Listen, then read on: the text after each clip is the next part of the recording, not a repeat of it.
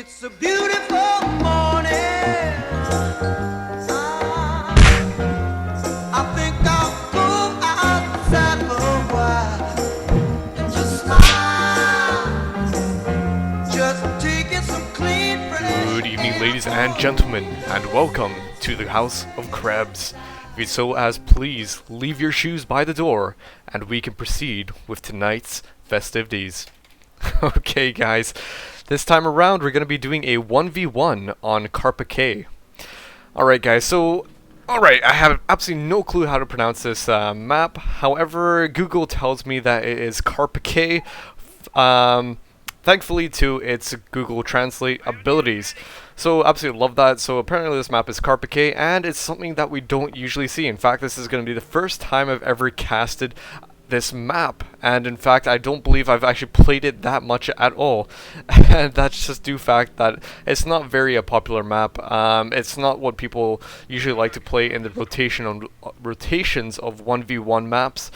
And I'm just gonna say something. I was trying to decide which games I should cast tonight, and I was just looking at all the user submitted ones, and you know, I really appreciate all the games that you guys send in, but I was just looking at all of them, and so many of them were on Angoville, so many of them were on Wolfhaze. And it's just, I don't know, if we're going to be doing so many of those games, it's going to be getting a little bit dull. So what I'm going to recommend for anyone who's going to be sending in games in the near future or the future, try sending in games from maps that we don't usually see. So this map, for example, or just any of those maps that we don't ever see in the normal rotations. It's just something new, something to spice up the usual cast that we do. Obviously, there's some unbalances, and a lot of people like to think that some of these maps aren't the best, and that is why they're not a part of the rotation. However, let's just spice things up and make it a little bit different. Okay, so 1v1. We've got an American player, Jian Cheng 1, as the American player, versing the Wehrmacht on the northern side, Seoul. Okay, so that is pretty cool. So I'm not exactly sure what to expect from this map and this match. Kind of an interesting thing. Let's look at the tactical map, actually. Okay, so we got a big landing strip right through the middle, and that's just due fact to this being an airfield, so to say. There's plus 10 munitions. Where's the fuel on this map? The fuels are on the edges of the map, so it looks like there's actually more munitions than there is fuel. And it seems rightly so. Obviously you want more munitions than your fuel, just because you get your upgrades and stuff like that, and also for your doctrinal abilities. But it really doesn't look like that there's that much fuel on this map, so maybe teching might be a little bit hampered. Who knows? It's 1v1 after all, right? Okay, so skirmishes. A little bit of battling going on around here. And this is the interesting thing about this map, and what really defines it. These hangars. If you guys see, there's you can pretty much fight in these hangars, these buildings. And what I saw in actually another Carpiquet game is Brits building a mortar emplacement inside one of these hangars, and basically if you see these sort of tiles on top of the buildings, these sheet plates, they actually get in the way of the mortar pits, so the mortar pits will actually knock some of them out. Sometimes the mortar can get through it, sometimes it can't. So it's kind of an iffy thing to build mortar pits if you're playing as the Brits in that area. Obviously going to be a bit of a tactical option, something to be a bit aware of. So let's look at what is going on the field. We have kind of a weird sort of capping order. The left-hand side is connected to the base, and the right side is connected to the base and this manpower point. So kind of interesting that it's actually like that. The left-hand side can be connected to the base, whilst the right side has to be connected via a manpower point, a cutoff point. So interesting stuff. I love maps when they all have their sort of characteristic identities to themselves. They all have these sort of nifty different things. Okay, so I'm not exactly sure how this match is going to turn out. I believe these players are about average to maybe intermediate, something like that. But it's obviously not going to be an absolute noobish game, not beginner-like, but it's going to be, we'll see what happens, right? So, riflemen coming out from the barracks. Let's see what Seoul has. Seoul has 2 Pioneers and 2 Volksgrenadiers and an MG42 lurking about the map somewhere, along with a motorcycle. Switching on over to Chen. He has 2 rifles and 4 engineers. Kind of an unusual thing. Usually if we see 4 engineers, that could mean a 4ES, but instead he's going for the 4EB, the barracks. So kind of an interesting choice by him. Obviously going to be a lot more capping going on the field, and kind of interesting yet again. So what else is going on? There's a bit of skirmishing on the right hand side with the Pioneers settling themselves in the house over here, whilst launching volleys of SMG fire through the windows, most likely having their T in there. But looks like we have the bars coming out from Chen.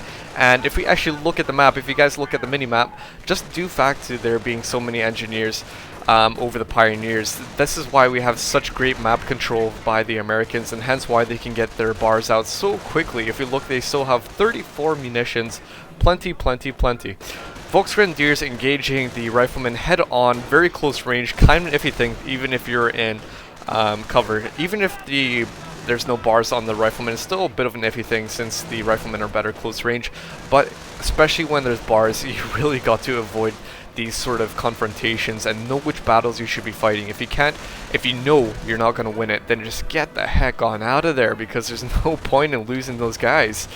So the MG42 setting itself up in a very tactical position right along the side of the pillar over here, obviously kind of a bit out of the cover that it should provide, but however it still managed to suppress that squad and force him away with the engineers with their flamethrowers getting on in there, providing some flanking support on this MG and trying to take it out. This Volksgrenadier squad just barely getting out of there before being mowed down in a fury of flames.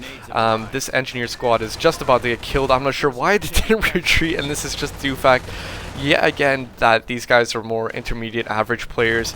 They're not noobs, they do know what they're doing. However, the micro could be a little bit upped up.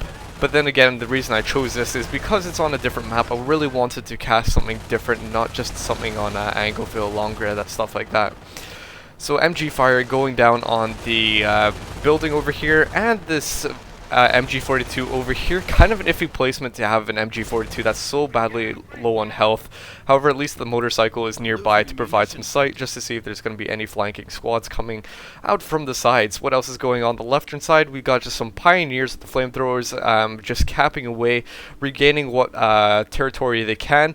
These Pioneers in hot pursuit of the Engineers. Both of them have flames, but this Engineer squad is lower on health. Iffy thing. Let's see the tech orders. What's going on? Not much in terms for Sol. He doesn't look like he has anything. Maybe he has T2, but God knows.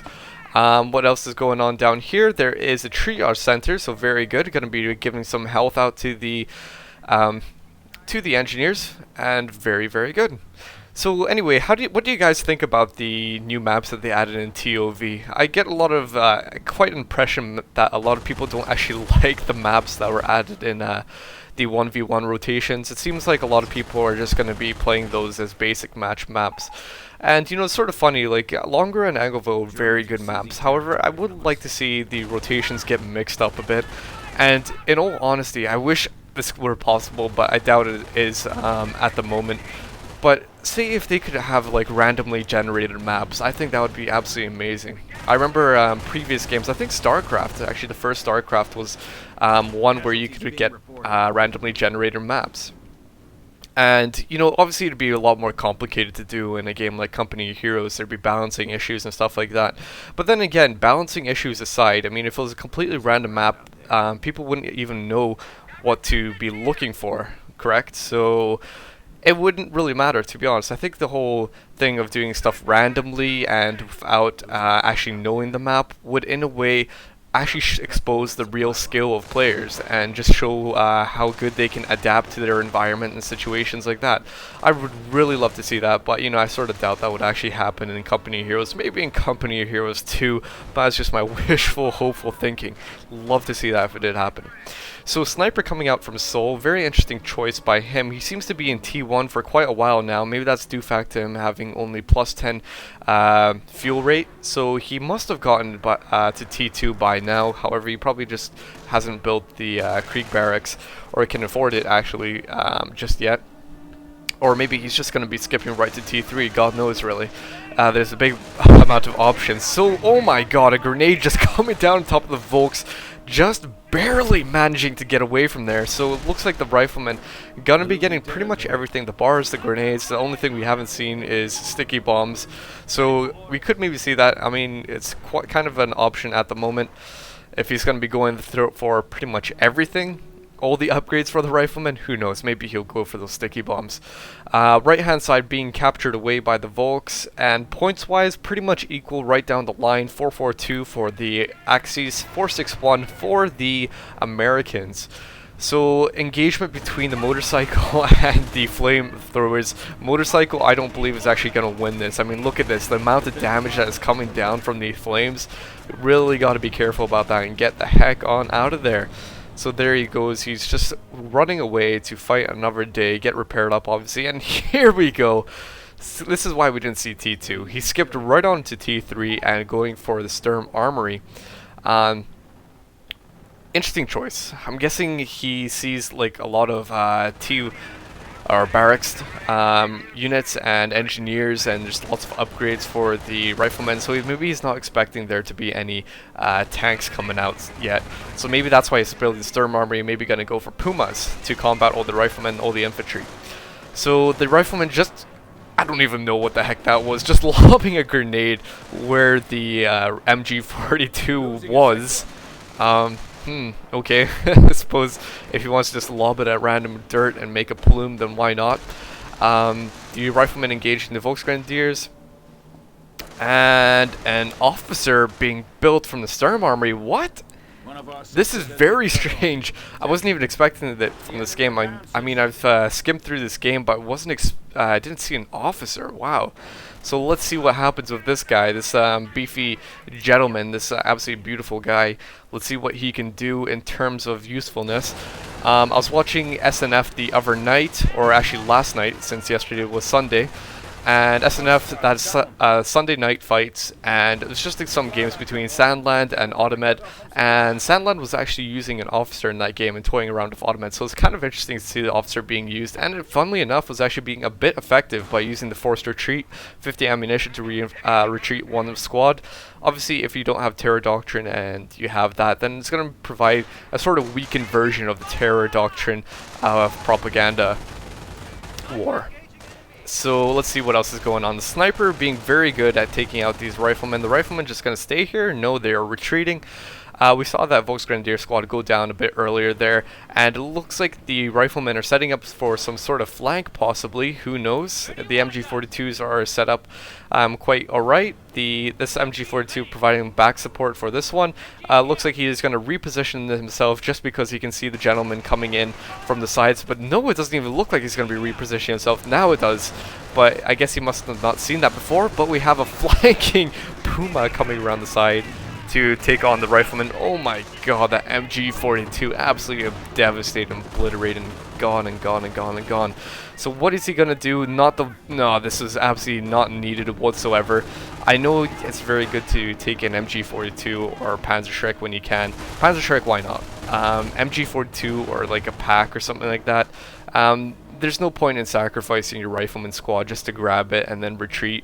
To be honest, even though he got away from that, there's a very high probability that he wouldn't have gotten away. Save that Puma to continue to chase him down. He could easily have killed it. Not a wise choice.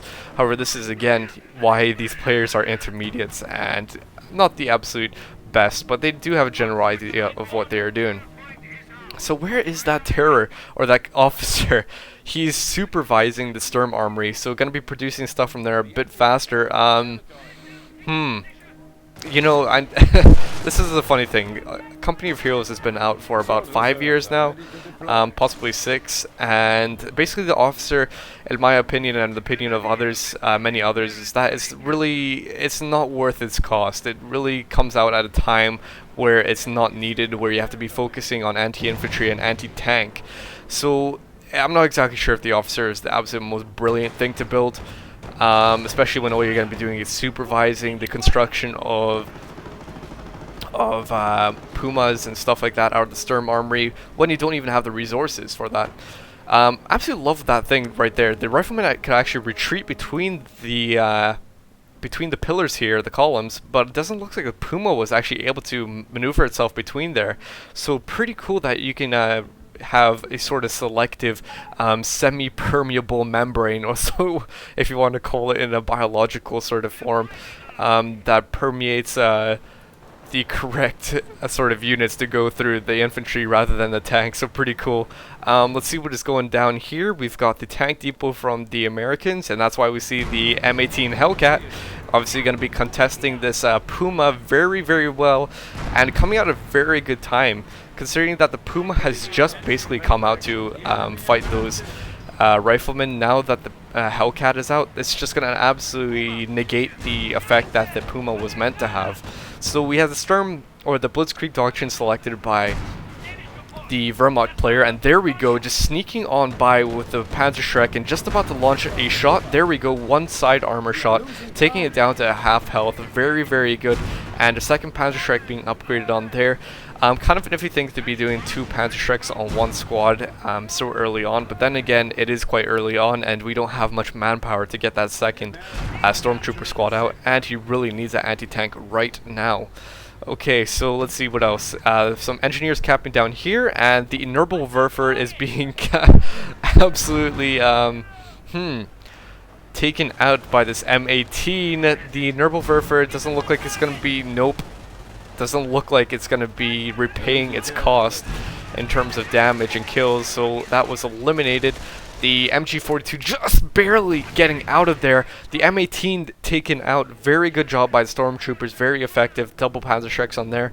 So going to be very, very good. We have another Stormtrooper squad able to be built. And was it actually called onto the field? Doesn't really look like it. So the supervision. Here we go. This is the very fast production of the Puma. We would normally wouldn't see a Puma going this fast being created. But with that officer there, very good. The nice thing about the officer with the Blitzkrieg Doctrine is that you can, once you start getting your manpower blitz and get that huge sum of manpower, and if you have a surplus of fuel, what you can actually do, rather than go for, say, a bunch of stews or something like that, or a bunch of stormtroopers with that manpower blitz, what you could actually do is mass produce a bunch of Pumas or a bunch of Geschutzwagons or Stugs from the Sturm Armory, pretty much anything from the Sturm Armory. When you have that officer and that manpower blitz together, they would be absolutely perfect. Very fast Blitzkrieg-like build order from having those two in combination. So what do we have? We have an upgraded Puma. We have also got a normal Puma. So interesting. We've got multiple anti-tank on the field. Love seeing that. We've got multiple fighting going across the field on the western front, on the eastern front as well. And what is this? Another M18 Hellcat. What I'd love to see this M18 Hellcat do is use its camouflage ability, just hide itself somewhere, park somewhere, and just let itself be a bit careful, because obviously it gets its first strike bonus, and that is where the sweet spot really is. If he can sort of predict where the Pumas are going to come, and he can just sort of let those first strike bonuses get off, then he could really devastate the Pumas. He just needs to be a bit careful and predict where they're going to be coming from. So this Puma, the upgraded one, let's see what kind of damage it does. Nothing. It does a bounce on the M18 Hellcat. Let's see a rear armor shot, and there we go. That looks a bit better. However, still not that much. It seems like the M18, if it switches its front armor around, it could actually contest this Puma quite well. And they're pretty much neck and neck. Who could beat them? It looks like the Puma, with one more shot from the M18 Hellcat, could go down. And what is this? No, the main gun destroyed. So it looks like both Pumas going to be going down. It seems like Sol must have been a bit uneducated and inexperienced to know that a Puma cannot contest an M18 Hellcat, such a heavily armored tank. Even with its the Puma gun upgraded, it's just not still going to be able to contest an M18 Hellcat. No way, Jose. So the officer seems to be bored of his job of supervising, and instead he's going to be fighting with his pistol on the front. So why not? What else? We saw that stew over here from the Blitzkrieg Doctrine. That is the urban assault support, the 500 manpower. And so that is going to be kind of an interesting choice. Not going to be able to do much against the M18 Hellcat, maybe a little bit of damage, but still not going to be able to do that much against tanks. However, it'll be very good against riflemen. Let's see if there's been any doctrine selected by the Americans, and indeed we don't. They have 6 saved up. So this is kind of an interesting thing. I'm actually not sure what to expect. If they're saving up for 6 command points, maybe they're just waiting to figure out what they could go for. But really, it's just open to speculation at the moment. They could go for airborne, they could get the recoilless rifles, but then again, that's going to be very expensive. They could go for infantry, they could go for armor doctrine, but then again, that's very, very munitions dependent, and they really do not have that much at the moment. If I were to think about anti-tank, maybe Rangers would be good, considering that the Rangers, at least they only cost manpower and you get 2 bazookas, and oh my god, the rifleman squad taken out by the stew. Oh no, the massacre. So the stew, very, very effective at being anti-infantry, but still we have loads of infantry on the field. We have 4 riflemen, an NG42 and engineer squad, and 2 M18 Hellcats. And both of them are going to be taking on the stew and just about to take it out. The engine is now destroyed. It's no way going to get out of there. Main gun destroyed. This looks like a 5% bug, but obviously that is not the 5% bug. The 5% bug is actually completely different. That is just to do with criticals, and so that is why the tank was taking out a few of his modules first before actually being taken out. And we'll look at this. The M18 is just trying to do something and trying to be anti-infantry. They're not good anti-infantry, so I'm not exactly sure why he's bothering with that. They do need to be upgraded with their machine gun turret guy, if you want to call it that, in order to start contesting against the infantry. However, just by themselves, they're not going to be able to do a good job, and that is why we saw one of them just go down like that. And so this other M18 Hellcat decided he wanted to go in the base and try and take out the Nebelwerfer. Jeez, I keep on saying the name of this thing wrong. That's absolutely my fault, my apologies. So the M18 just trying to chase it down, just one more strike on it should easily take it out. However, if he can manage to do so just before the stormtroopers can get on in there, but if he's going to be that inaccurate, who knows, maybe that the stormtroopers can get in there on time, and if he's going to keep on being accurate, maybe one more shot, and if he's lucky he can do it. Yes, he can! Well done, Mr. M18 Hellcat. You got veterancy 1 on that. Soul saying lol to that, just because after all those shots and being, if he was a bit more faster with the stormtroopers, he could actually have taken out that M18 Hellcat if he was a bit faster. So the riflemen moving on the right hand side, the Wehrmacht are absolutely pushed back to their base. There's nothing on the field at the moment. Everything is located in their base just due to there being a bunch of retreating. So 670 manpower saved up by the Americans, and now actually being spent. I was thinking maybe if he's saving up that much, maybe he would go for armor doctrine, possibly even, I don't know, something a bit different. Who knows? But it seems like he's gonna keep his command points still stacking up, and fair enough. If that's what he wants to do and not make himself known, then fair enough. So that officer doing a forced retreat on the rifleman squad over there, and very good, as you guys saw, 50 ammunition to do that. And if you need that, then why not? The officer just huddling on the ground. I've never seen the officer do that before, huddling on the ground just to take some shots. So being a very evasive ninja that he is.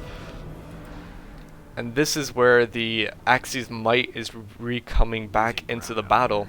So a bunch of guys here. What do we have? We have stormtroopers, we have a sniper, we have Volksgrenadiers, we have a stew, just making their presence known on the eastern side of the map, and just absolutely going to be devastating these guys and just taking out the rifleman squad who are trying to throw a grenade, but it looks like instead they were taken out and not even managing to do any damage. So that was a double whammy loss, losing the munitions for that grenade and then losing the rifleman squad as well.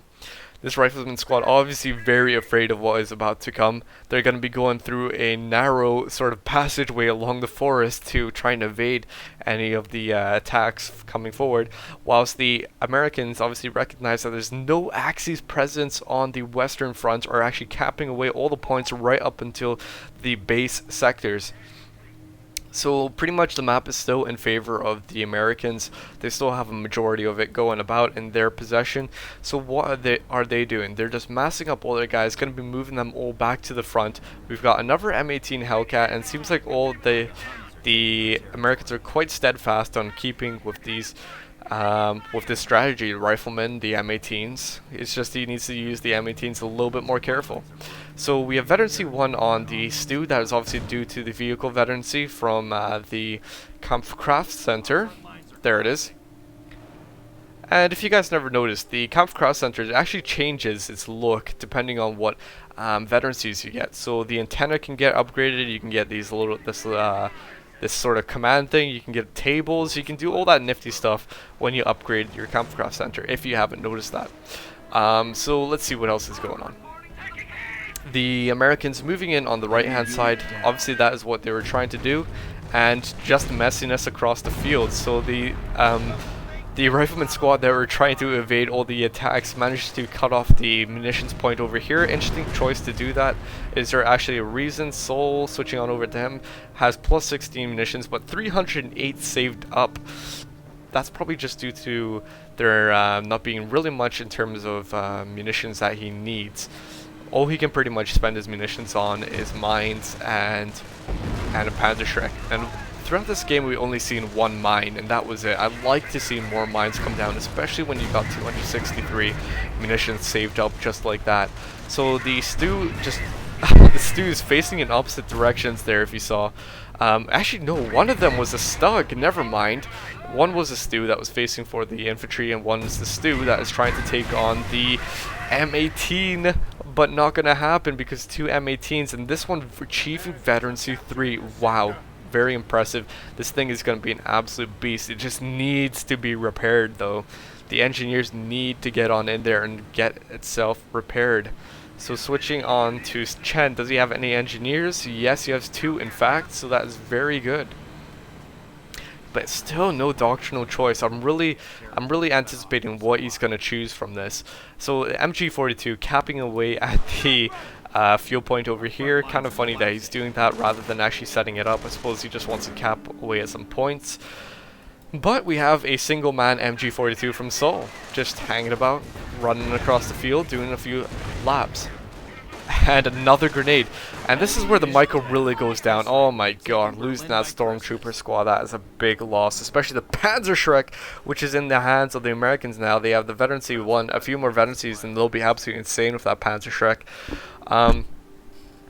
So this is really where the micro comes down. You obviously might be somewhere else on the map and seeing what else is going on, but you know, you gotta be really speedy. You gotta be really fast and make sure that if there's a battle going on, you have eyes everywhere on the map at once, so you can see if those grenades are coming by. You especially gotta be careful if your opponent has grenades.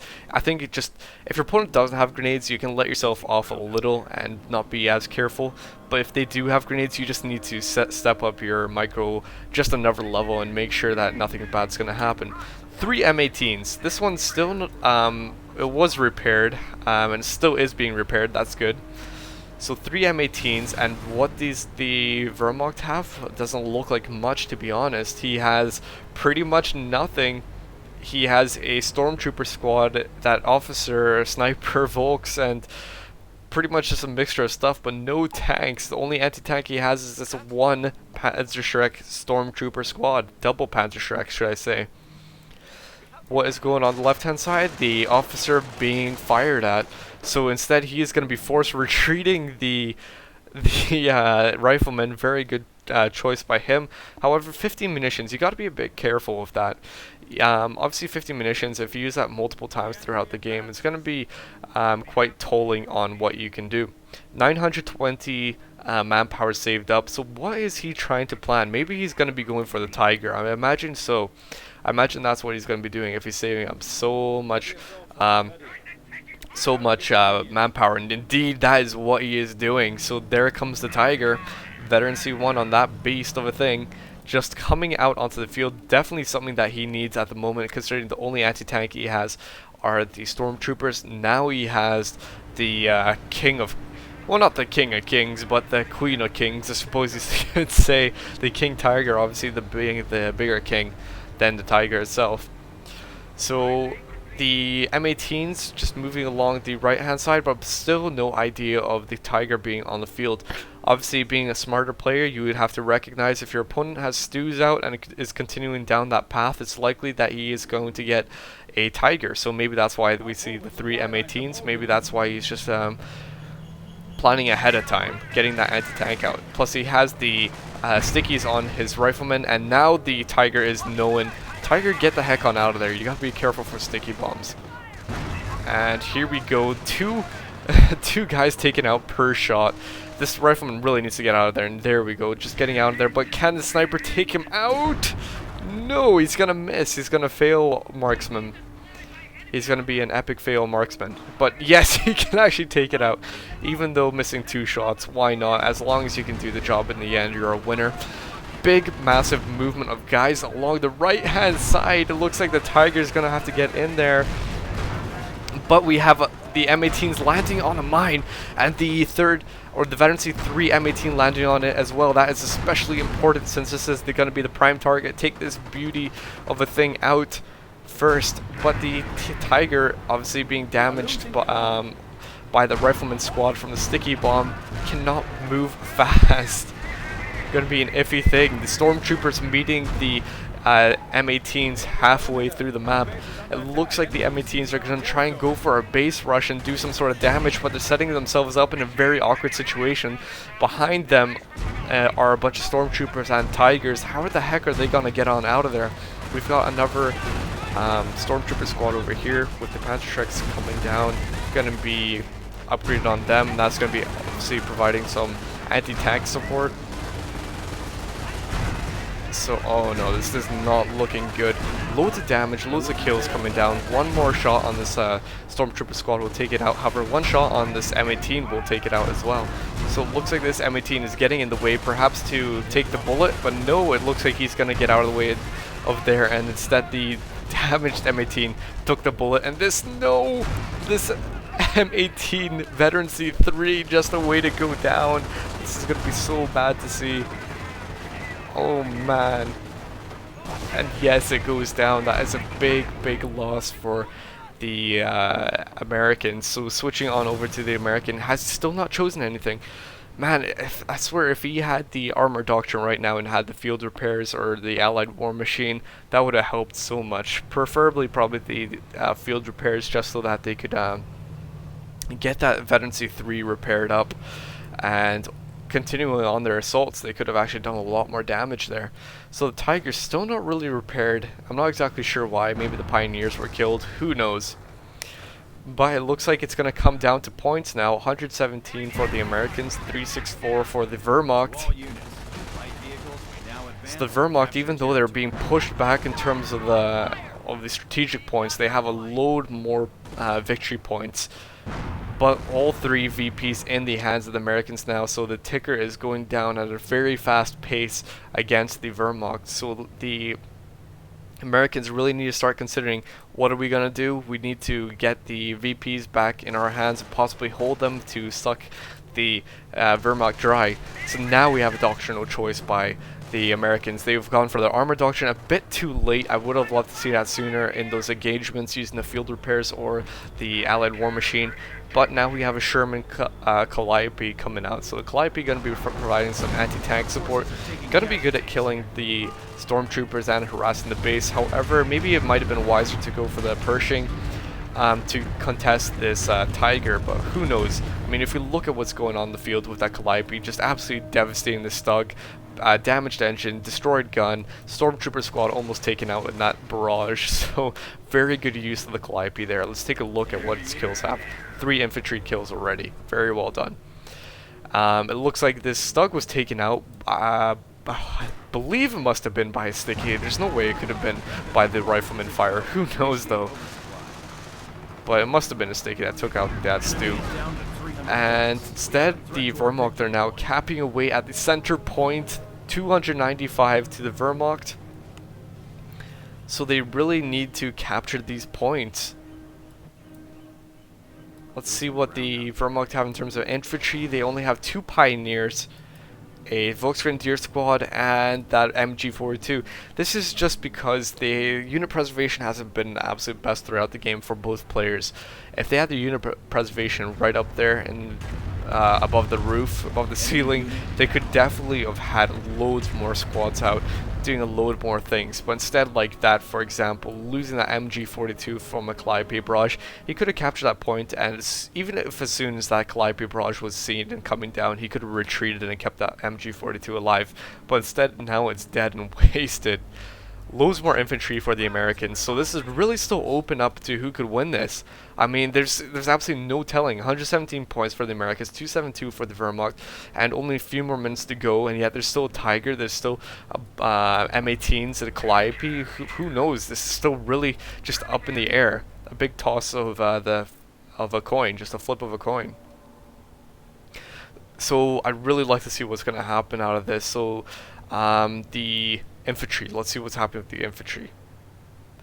Stormtroopers, Volksgrenadiers, and 2 pioneers. So still pretty much the same. Veterancy coming down on the Tiger, so it's now at Veterancy 2. So a investment by the Wehrmacht, kind of an interesting one, however maybe not the best at the moment. I mean, the Veterancy 1 should be enough. What he really needs is more infantry, just to cap away at the points. And just fight against all the infantry that are on the field. That's what he really needs. I'm not exactly sure if that Veterancy 2 was the absolute best choice, but fair enough. Let's keep on going. The Calliope is just roaming around the field. I'm not exactly sure why he's doing that. You know, the Calliope's range is just absolutely massive, so there's pretty much no point of having to roam around unless you want to do so in a bigger map and get more accuracy. But instead, it looks like the Tiger's taking a bunch of shots, almost half health on that Calliope, and yet another Calliope coming out from Chen. Interesting choice, but then again, kind of an iffy thing. Maybe Chen is trying to get Calliopes to harass the Wehrmacht and just harass the VPs, stuff like that, but who knows. I have no clue what this Sherman Calliope is doing over here, just prancing on by the Tiger, just getting its ass whooped like this. I have no clue what he is doing. This Tiger just staying alive very, very well, even against the M18 shots and the stickies, just staying there very peacefully. And as we can see, the Tiger, no problem. 83 points left for the Americans, not looking good. 261 for the Wehrmacht. The Americans losing a few riflemen. They lost the Calliope there. However, they still have, I believe, a variety of stuff. They must have the Calliope. Yes, they have a Calliope down there. However, the Wehrmacht are closing in from all sides with the Stug, the Stormtroopers, the Tiger. The Tiger is so close to being taken out, and yes, it is! Well done to the M18 for taking out that Tiger, however, losing itself in that engagement. Not good whatsoever. The Wehrmacht capping away. During all these engagements, the riflemen had to focus their attention on taking out that Stug with stickies and such like that. During all that time, the Pioneers on the sides could actually cap away and take the victory points, take strategic points, and very good use of doing so like that. Very good micro. What does the American have left? Probably almost nothing. The game is about to end. 35 points left for the Americans. Oh my god, they really had this in the bag. They had loads of tanks, they had loads of infantry, they had just absolutely everything needed to do so in order to take out the Wehrmacht. However, they just didn't execute it properly. If they had the armor doctrine out earlier with the munitions intended rather than wasting the grenades, and such like that, then they could have done a really good job. So looking at this Veterancy 3 Rifleman squad of the Panzerschreck, very, very good. 150% damage on that Shrek. This Stug really needs to be careful. I want to see 1 damage to the front armor just from the Panzerschreck and see how much it does. Let's see, come on, come on. Look at that! That is what I mean by Veterancy 3 squad. That is just 1 shot from the Panzerschreck front armor, taking it down to almost half health. And there we go, 1 more shot, almost taken out entirely. So 3 shots from the Panther Sharks could easily have taken out. Instead, they're throwing a sticky bomb to possibly finish it off. Can they do it? Can they do it? Can they do it? No! It looks like the Panther Shark is dropped by the Rifleman squad, and no, the game is over. 1 point left to the Americans, and that is it over. So basically, I said pretty much everything that the American could have done differently. He could have gone for his armor a bit earlier, saved up the munitions, and then used the field repairs or the Allied war machine to use those M18s in a more useful manner beforehand, and actually eliminated the Wehrmacht much earlier. The Wehrmacht, however, a bit careless with some of his losses, losing a few guys just too easily, along with the American as well. So it looks like the Wehrmacht just managed to pass on by, just due fact to having that Tiger out, which had the attention of everything that the American had. And whilst all that attention was focused on the Tiger, the Pioneers on the sides could cap away, the Volksgrenadiers on the sides could cap away, and just maintain control of the map and so win it by VPs.